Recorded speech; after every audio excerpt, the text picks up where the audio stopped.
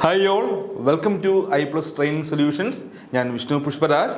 അപ്പം നമ്മൾ ഇന്നത്തെ ക്ലാസ്സിൽ ഡിസ്കസ് ചെയ്യാൻ പോകുന്നത് നമ്മുടെ CSEB എക്സാമിന് ഏറ്റവും പ്രധാനപ്പെട്ട ഒരു ഭാഗം തന്നെയാണ് KCS ആക്ട് ആൻഡ് റൂൾ അല്ലേ. ലോ വളരെ പ്രധാനപ്പെട്ട ഭാഗമാണ്.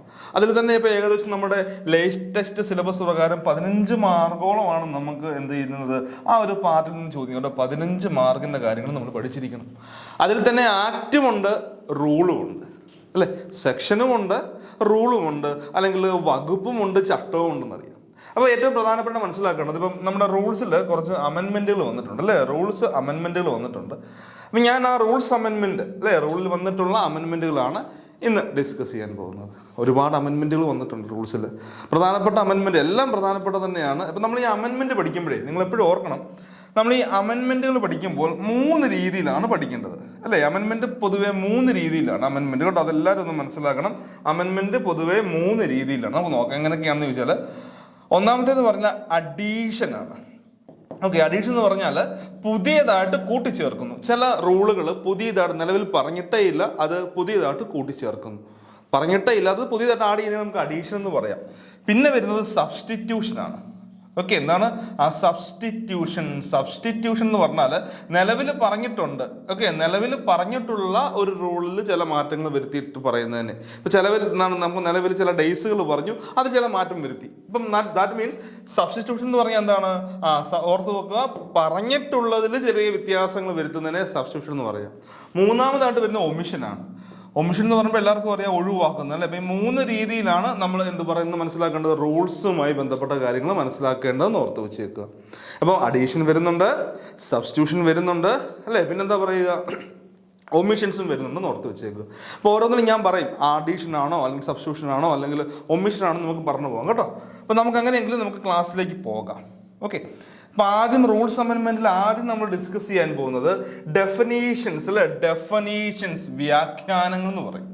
ആ ഡെഫിനീഷൻസിൽ വന്നിട്ടുള്ള അമെൻമെന്റുകളെ കുറിച്ചാണ് നമ്മൾ ആദ്യം ഡിസ്കസ് ചെയ്യുന്നത്. ഇപ്പോൾ ഡെഫിനീഷനെ കുറിച്ച് പറയുന്നത് റൂൾ 2 ഓർത്ത് വെച്ചേക്കും കേട്ടോ. റൂള് 2 ഡെഫിനീഷൻസിനെ കുറിച്ച് പറയുന്നത്.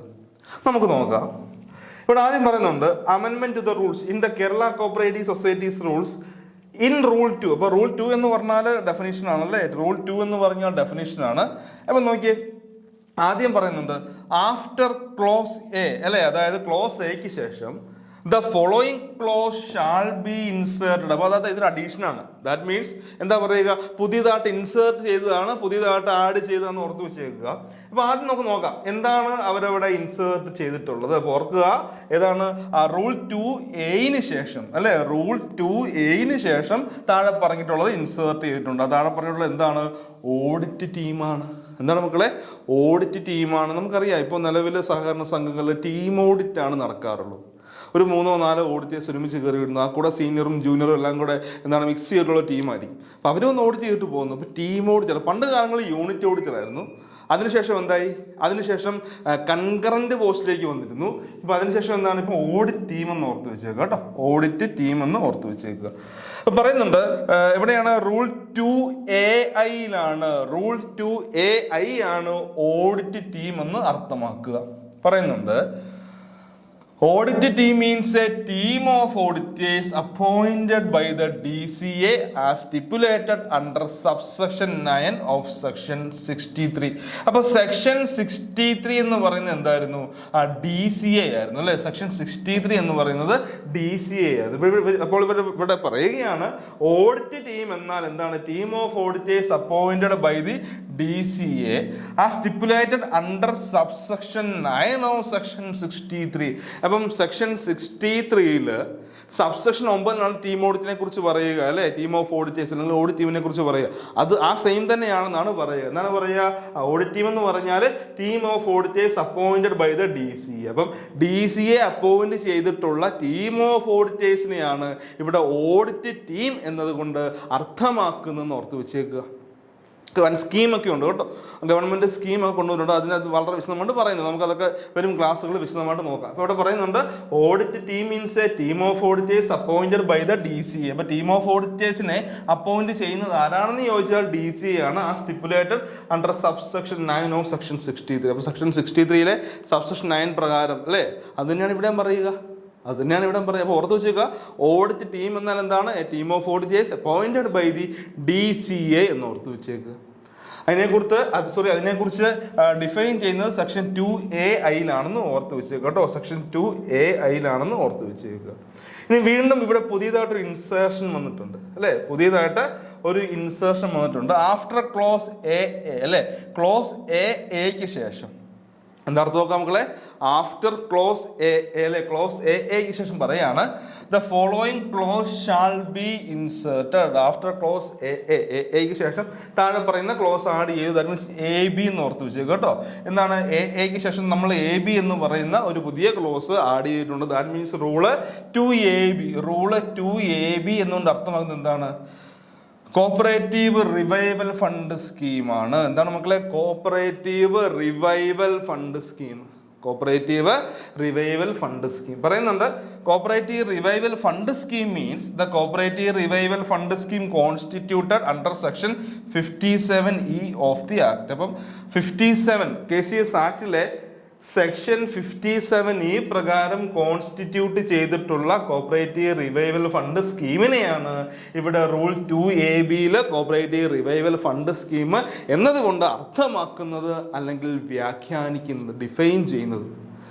ക്ലിയർ അല്ലേ? ഇപ്പം എന്താ പറയുക?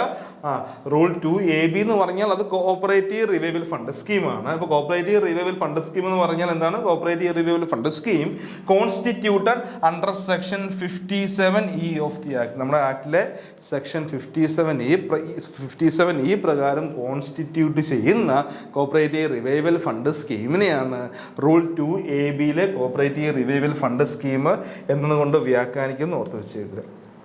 ഓക്കെ, ക്ലിയർ ആണല്ലോ? ഓക്കെ ആണല്ലോ? അടുത്തത് പറയാടേ, അടുത്ത കേട്ടിരുന്നു എല്ലാവരും നോക്കിയേ.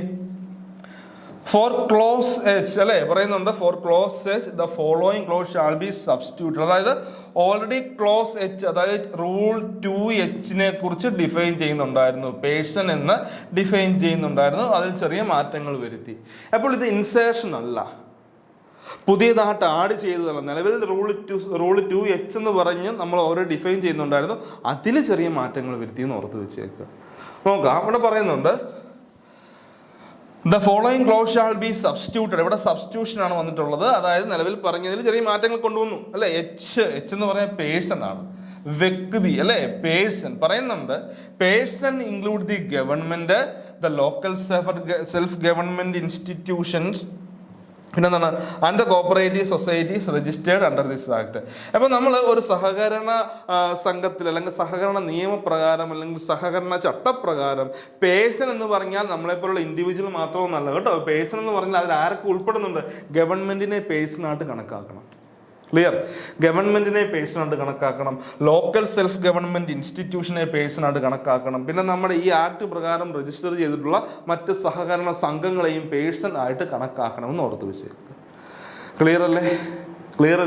ഇപ്പൊ ആരെയൊക്കെയാണ് പേഴ്സൺ എന്ന് പറയുന്ന പേരിൽ കണക്കാക്കേണ്ടത്? ഗവൺമെന്റിനെ കണക്കാക്കണം, ലോക്കൽ സെൽഫ് ഗവൺമെന്റ് ഇൻസ്റ്റിറ്റ്യൂഷനെ കണക്കാക്കണം, പിന്നെ cooperative societies registered under this act. ഈ ആക്ട് പ്രകാരം രജിസ്റ്റർ ചെയ്തിട്ടുള്ള കോപ്പറേറ്റീവ് സൊസൈറ്റീസിനെയും നമ്മൾ പേഴ്സൺ ആയിട്ട് കണക്കാക്കണമെന്നാണ് റൂൾ 2H പറഞ്ഞിട്ടുള്ളത്. ഓക്കെ, റൂൾ 2H പറഞ്ഞിട്ടുള്ളത്. അപ്പൊ ഈ 3 വ്യാഖ്യാനങ്ങളിലാണ് അല്ലെങ്കിൽ ഡെഫിനേഷൻസിലാണ് റൂളിൽ അമെൻമെന്റ് വന്നിട്ടുള്ളത്. ക്ലിയർ? ഇപ്പം നമ്മുടെ റൂൾ 2 അല്ലെ, റൂളിൽ പറഞ്ഞിട്ടുള്ള ഡെഫിനേഷൻസിൽ അമെൻമെന്റ് വന്നിട്ടുള്ളത് ഈ 3 എണ്ണത്തിലാണ്. കോപ്പറേറ്റീവ് റിവൈവൽ ഫണ്ട് സ്കീമിനെ കുറിച്ച് ഞാൻ പറഞ്ഞു, ഓഡിറ്റ് ടീമിനെ കുറിച്ച് പറഞ്ഞു, പേഴ്സണെ കുറിച്ച് പറഞ്ഞു. ഓക്കെ അല്ലേ? ഓക്കെ ആണെന്ന് വിചാരിക്കുന്നു. അപ്പോൾ നമുക്ക് മനസ്സിലായി നമ്മുടെ ഡെഫിനേഷനിൽ വന്നിട്ടുള്ള 3 അമെൻമെന്റുകൾ ഞാൻ പഠിപ്പിച്ചു. 2 ഇൻസേർഷനും 1 സബ്സ്റ്റിറ്റ്യൂഷനുമാണ്. ക്ലിയർ? ഓക്കെ. അടുത്തതാണ് നോക്കിയേ, അമെൻമെന്റ് ഇൻ ആപ്ലിക്കേഷൻ ഫോർ രജിസ്ട്രേഷൻ. സംഘം രജിസ്റ്റർ ചെയ്യാൻ നമ്മൾ അപേക്ഷ കൊടുക്കും അല്ലെ? സെക്ഷൻ 6 പ്രകാരവും റൂള് 3 പ്രകാരം. സെക്ഷൻ 6 പ്രകാരവും റൂള് 3 പ്രകാരമാണ് ഇതുമായി ബന്ധപ്പെട്ട ആ ഒരു തനത് റൂളും സെക്ഷനും അല്ലെ? ഏതൊക്കെയാണെന്ന് നോക്കിയേ. അമെൻമെന്റ്സ് ഇൻ ആപ്ലിക്കേഷൻ ഫോർ രജിസ്ട്രേഷൻ, രജിസ്ട്രേഷന് അപേക്ഷ കൊടുക്കുന്നതുമായി ബന്ധപ്പെട്ട അമെൻമെന്റുകൾ നമുക്ക് നോക്കാം. അപ്പൊ അതുകൊണ്ട് അവർ പറയുന്നുണ്ട് നോക്കിയേ, ഇങ്ങനെയാണ് ഞാൻ ഇവിടെ ആദ്യം കാണിച്ചിട്ടുള്ളത്, ഇങ്ങനെ അടിച്ചിട്ടുള്ളത് കറക്റ്റ് എങ്ങനെയാണോ റൂൾ അമെൻമെന്റുമായി ബന്ധപ്പെട്ട് നമുക്ക് വന്നിട്ടുള്ള ആ ഒരു ഗസറ്റിൽ പബ്ലിഷ് ചെയ്ത് വന്നിട്ടുള്ളത് എങ്ങനെയാണോ അതാണ് ഇവിടെ പറയുന്നത്. പക്ഷെ അങ്ങനെ പറയാൻ നിങ്ങൾക്ക് മനസ്സിലാവില്ല. അപ്പോൾ അതുകൊണ്ട് തന്നെ ഇതിൽ പറഞ്ഞിട്ടുള്ളതിന് ശേഷം നിങ്ങൾക്ക് മനസ്സിലാവുന്ന രീതിയിൽ അതിനെ മാറ്റിയിട്ടുണ്ട്. ഓക്കെ, ക്ലിയർ ആകുന്നുണ്ടോ? നിങ്ങൾക്ക് മനസ്സിലാവുന്ന രീതിയിലേക്ക് ഞാനതിനെ ചേഞ്ച് ചെയ്തിട്ടുണ്ടെന്ന് ഓർത്ത് വെച്ചേക്കും. ആദ്യം നമുക്ക് നോക്കാം. In rule 3A clause B of sub rule 1 shall be omitted. അപ്പം എന്താണ് clause B of sub rule 1? Sub rule 1-ലെ ക്ലോസ് ബി ഒമിറ്റ് ചെയ്തു. പിന്നെ പറഞ്ഞിട്ടുണ്ട് ഇൻ സബ് റൂൾ 6-ൽ വന്നിട്ടുള്ള കാര്യങ്ങളാണ്. For the entry against item 1 in column 2 for the words 2000 the words 2500 shall be substituted. അതായത് ഇത് പറയുന്നത് 2000-ന് പകരം 2500 ആക്കി അല്ലേ? അങ്ങനെയാണ് പറയുന്നത്. നമ്മൾ തപ്പിയെടുക്കണം എവിടെയാണെന്നുള്ള കാര്യങ്ങൾ. പിന്നെ അവർ പറയുന്നുണ്ട് എന്താ പറയുക, four the words 4000 the word 5000 shall be. ഇപ്പൊ 4000-ന് പകരം 5000 ആക്കി. പിന്നെ പറയുന്നുണ്ട് 5000-ന് പകരം 6250 ആക്കി. പിന്നെ അവർ പറയുന്നുണ്ട് 10000-ന് പകരം 12000 എത്രയാണ് 12500 12500 ആക്കി. നിങ്ങൾ അതിലേക്ക് നോക്കണ്ടോ? ഞാൻ വളരെ സിമ്പിൾ ആയിട്ട് ഇവിടെ പറഞ്ഞു തരാം. നിങ്ങൾ അതിലേക്ക് ഒന്നും നോക്കണ്ട, ഞാൻ വളരെ സിമ്പിൾ ഇതിലേക്ക് നോക്കിയാൽ മതി. അതായത് നമ്മൾ ഈ എന്താ പറയുക, സംഘം രജിസ്റ്റർ ചെയ്യാൻ അപേക്ഷാ ഫീസ് അടയ്ക്കണം അല്ലേ? വേണ്ട, ചുമ്മാ അങ്ങോട്ട് അപേക്ഷ കൊടുത്താൽ സമ്മതിക്കില്ല. അപേക്ഷാ ഫീസ്, രജിസ്ട്രേഷൻ ഫീസ് ഉണ്ട്. അപ്പോൾ ഈ രജിസ്ട്രേഷൻ ഫീസ് നമ്മൾ പേ ചെയ്യുന്ന മാനദണ്ഡം എന്താണ്? അത് സംഘത്തിൻ്റെ പ്രവർത്തന പരിധിയാണ്. ക്ലിയർ? എന്താണ് ഞാൻ പറഞ്ഞത്? ഒരു സംഘം രജിസ്റ്റർ ചെയ്യാൻ നമ്മൾ രജിസ്ട്രേഷൻ ഫീ അല്ലെങ്കിൽ എന്താണ് അപേക്ഷാ ഫീസ് അല്ലേ, രജിസ്ട്രേഷൻ ഫീസ് നമ്മൾ അടയ്ക്കാറുണ്ട്. ഓക്കെ, അപ്പോൾ അങ്ങനെ രജിസ്ട്രേഷൻ ഫീസ് അടയ്ക്കുന്നത് എല്ലാവരും ഒരേ രജിസ്ട്രേഷൻ ഫീസ് അല്ല. രജിസ്ട്രേഷൻ ഫീസ് അടയ്ക്കുന്നതിൽ എന്തുണ്ട്? ഒരു മാനദണ്ഡമുണ്ട് അല്ലേ? ആ മാനദണ്ഡം എന്ന് പറയുന്നത് സംഘത്തിന്റെ പ്രവർത്തന പരിധിയാണ്. അപ്പം സംഘത്തിന്റെ പ്രവർത്തന പരിധിക്ക് അനുസൃതമായിട്ടാണ് നമ്മൾ രജിസ്ട്രേഷൻ ഫീസ് പേ ചെയ്യുക എന്നോർത്ത് വെച്ചേക്കുക. അപ്പൊ ഇവിടെ പറയുന്നുണ്ട് സംഘത്തിന്റെ പ്രവർത്തന പരിധി ഒരു താലൂക്കിന്റെ ഉള്ളിലാണെങ്കിൽ, എന്താണ് മനസ്സിലാക്കുക? സംഘത്തിന്റെ പ്രവർത്തന പരിധി ഒരു താലൂക്കിന്റെ ഉള്ളിലാണെങ്കിൽ അവിടെ നമ്മൾ പേ ചെയ്യേണ്ട രജിസ്ട്രേഷൻ ഫീ എന്ന് പറയുന്നത് 2500 രൂപയായിരിക്കും. ആദ്യം മനസ്സിലാക്കുക. എന്താണ് വിതിൻ എ താലൂക്ക്, ഒരു താലൂക്കിന്റെ ഉള്ളിലാണ് സംഘത്തിന്റെ പ്രവർത്തന പരിധി എങ്കിൽ 2500 അടയ്ക്കണം. നേരത്തെ എത്രയായിരുന്നു? 2000 ആയിരുന്നു. അതാണ് ഇവിടെ പറഞ്ഞത്. 2000 എന്ന് പറയുന്നതിനെ എടുത്ത് മാറ്റിക്കൊണ്ട് 2500 ആക്കി. ക്ലിയർ അല്ലേ? അപ്പൊ ഓർത്ത് വെക്കുക, സംഘത്തിന്റെ പ്രവർത്തന പരിധി ഒരു താലൂക്കിന്റെ ഉള്ളിലാണെങ്കിൽ 2500.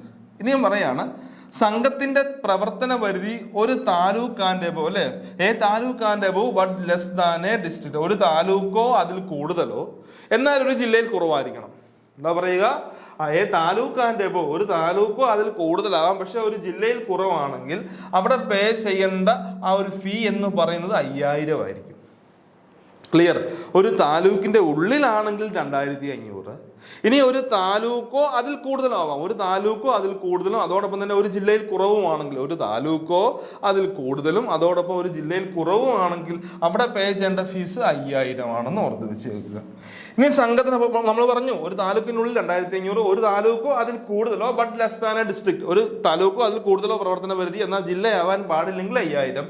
ഇനി ഒരു ജില്ലയാണെങ്കിലോ എന്താണ് മക്കളെ? ഒരു ജില്ലയാണെങ്കിൽ നമ്മൾ കൊടുക്കേണ്ട ഫീസ്, സംഘത്തിന്റെ പ്രവർത്തന പരിധി അല്ലെങ്കിൽ ഏരിയ ഓഫ് ഓപ്പറേഷൻ ഒരു ജില്ലയാണെങ്കിൽ അവിടെ പേ ചെയ്യേണ്ട ഫീ 6250 ആയിരിക്കും. ക്ലിയർ ആകുന്നുണ്ടോ? ഒരു ജില്ലയാണെങ്കിൽ അവിടെ പേ ചെയ്യേണ്ട ഫീ എന്ന് പറയുന്നത് 6250 രൂപയും. ഇനിയും പറയുകയാണ് മോർ ദാൻ 1 ഡിസ്ട്രിക്ട് അല്ലെ, ഒരു ജില്ലയിൽ കൂടുതലാണെങ്കിൽ 12500 രൂപ. അപ്പോൾ ഓർത്തെ, വിതിൻ എ താലൂക്ക് ആണെങ്കിൽ 2500, ഒരു താലൂക്കോ അതിൽ കൂടുതൽ എന്നാൽ ഒരു ജില്ലയിൽ കുറവാണെങ്കിൽ 5000, ഒരു ജില്ലയാണെങ്കിൽ 6250, പിന്നെ ഒരു ജില്ലയിൽ കൂടുതലാണെങ്കിൽ 12500. പഠിക്കാൻ എളുപ്പമല്ലേ?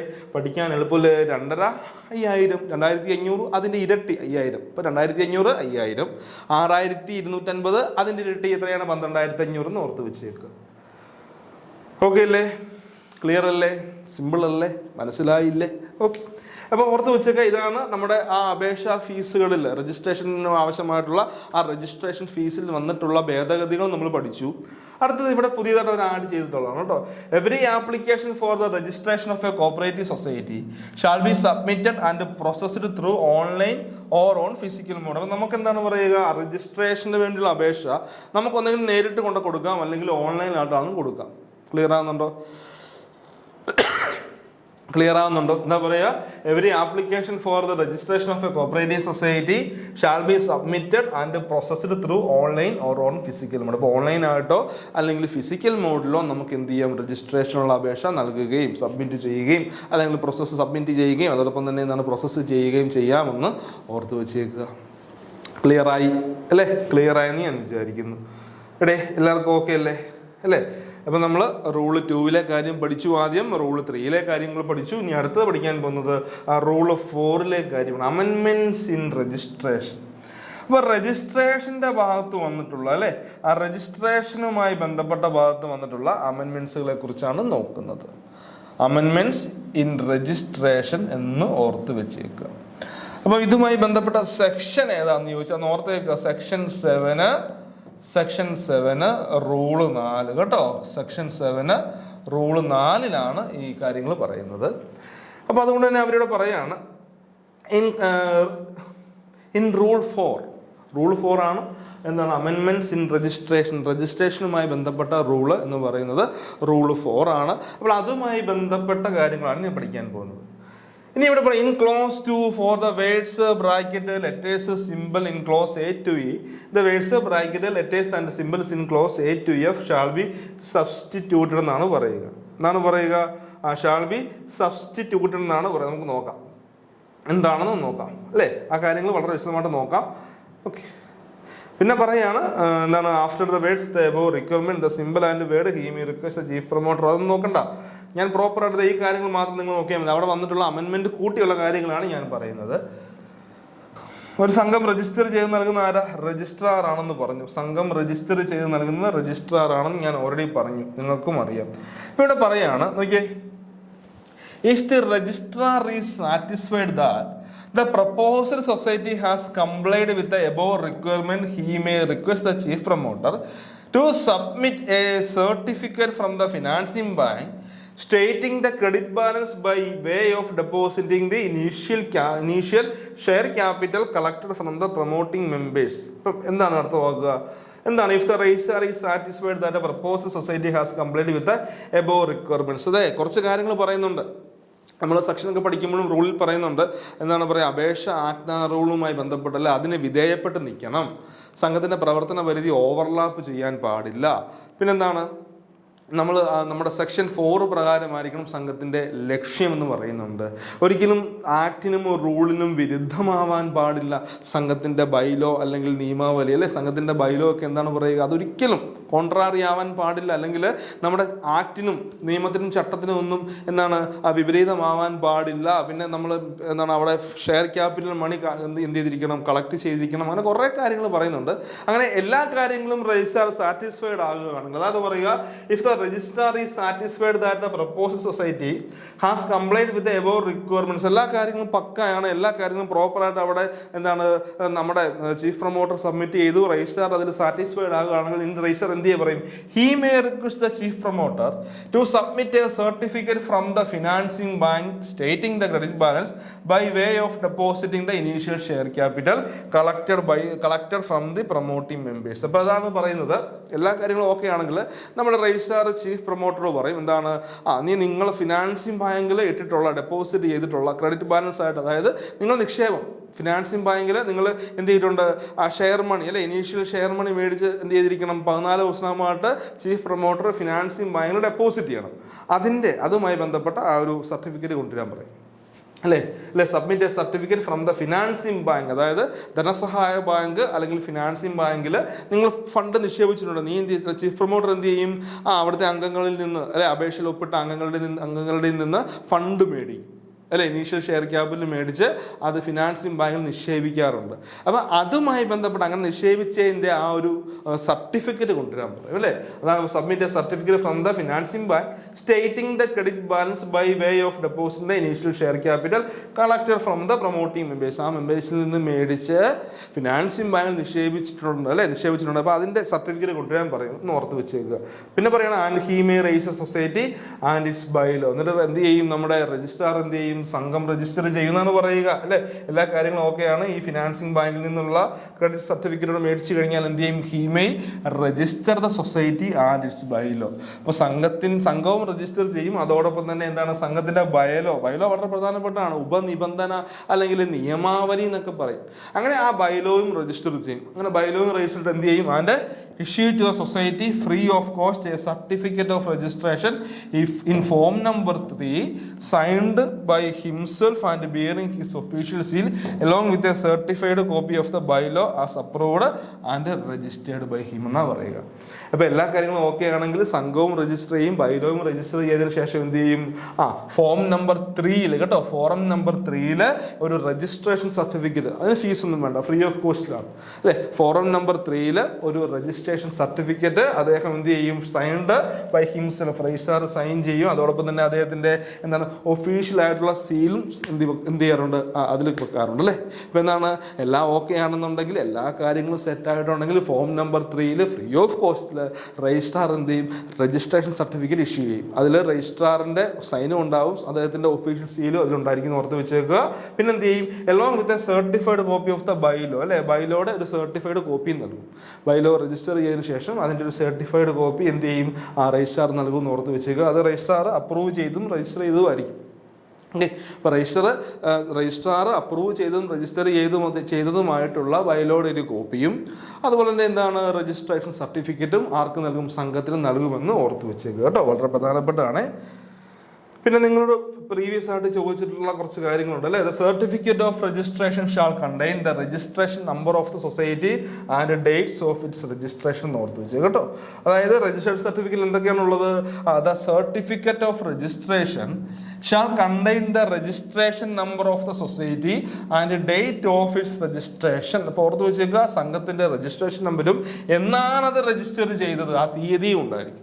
സംഘത്തിന്റെ രജിസ്ട്രേഷൻ നമ്പരും പിന്നെ ഡേറ്റ് ഓഫ് ഇറ്റ്സ് രജിസ്ട്രേഷൻ, എന്നാണ് അത് രജിസ്റ്റർ ചെയ്തത് എന്നുള്ള തീയതി ഉണ്ടായിരിക്കും. പിന്നെ പറയുന്നുണ്ട് the registrar may assign for each district and each class or such class of society a code simple for giving registration number to the societies. അപ്പോൾ എന്താണെന്ന് ചോദിച്ചാൽ നമ്മൾ രജിസ്ട്രേഷൻ നമ്പർ നൽകും ഞാൻ പറഞ്ഞു.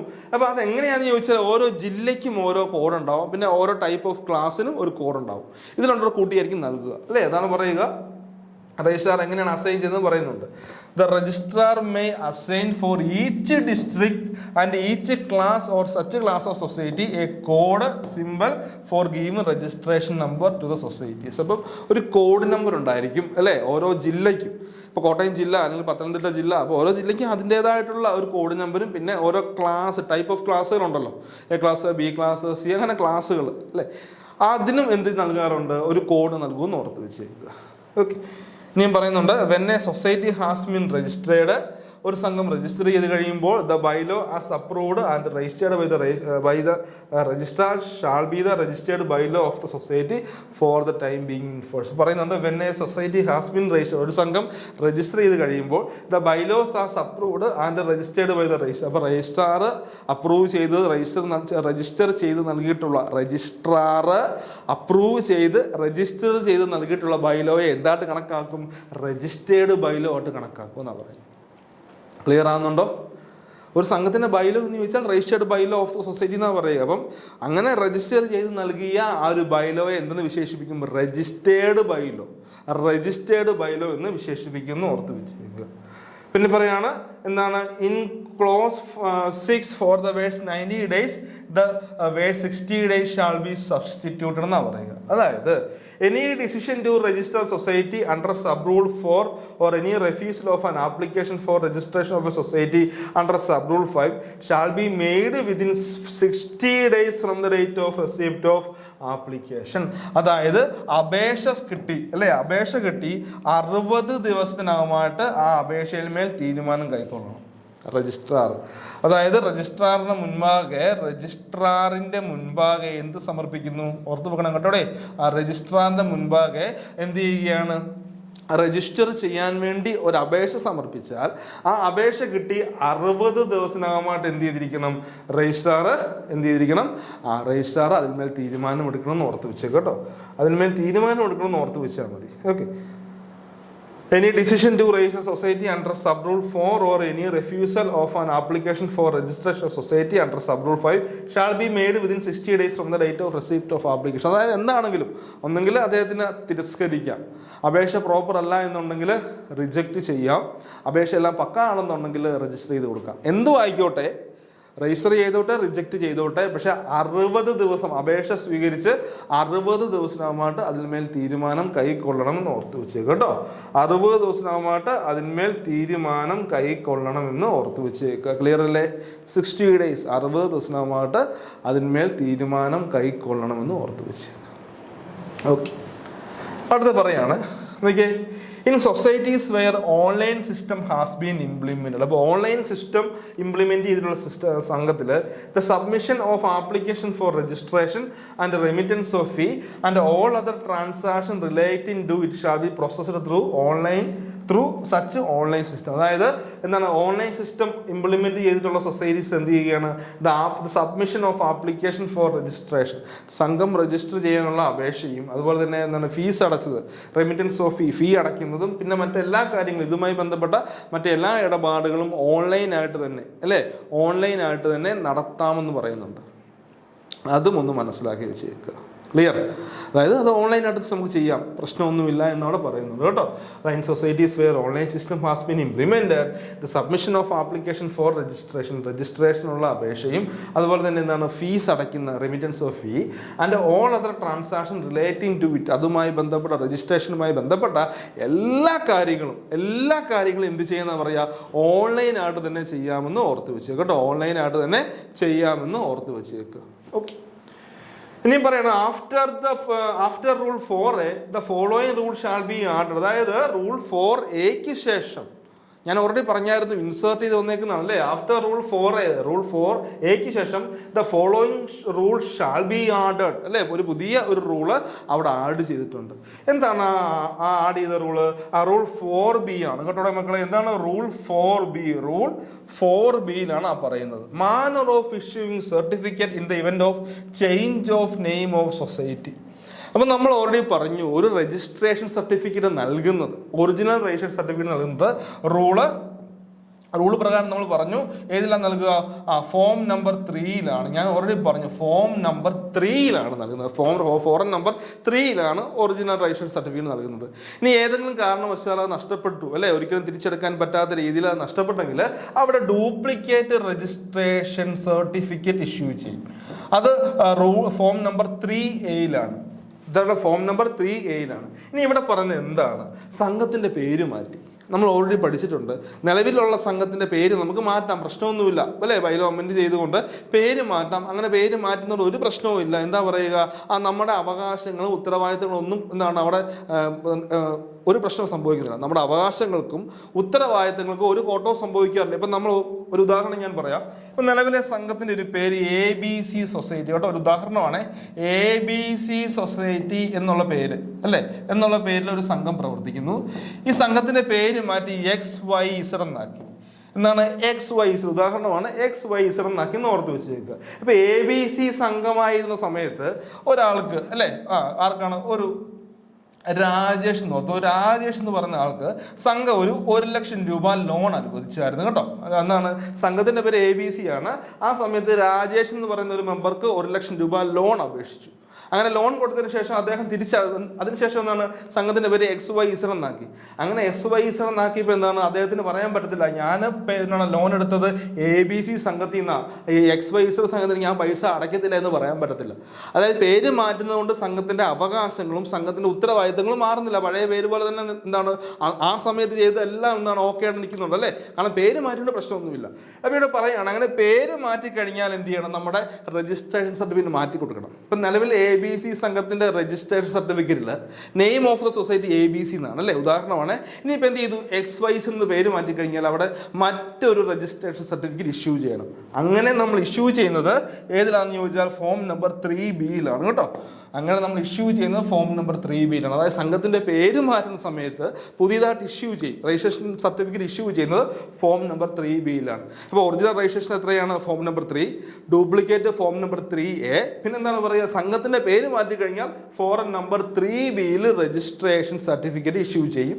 അതുമായി ബന്ധപ്പെട്ട റൂളാണ് rule 4B, manner of issuing എന്താണ് certificate in the event of change of name of society. Clear ആക്കണം കേട്ടോ, മനസ്സിലാക്കണം. ഓക്കെ, നമുക്ക് ബാക്കി കാര്യങ്ങൾ അടുത്ത ക്ലാസ്സിൽ ഡിസ്കസ് ചെയ്യാം. താങ്ക്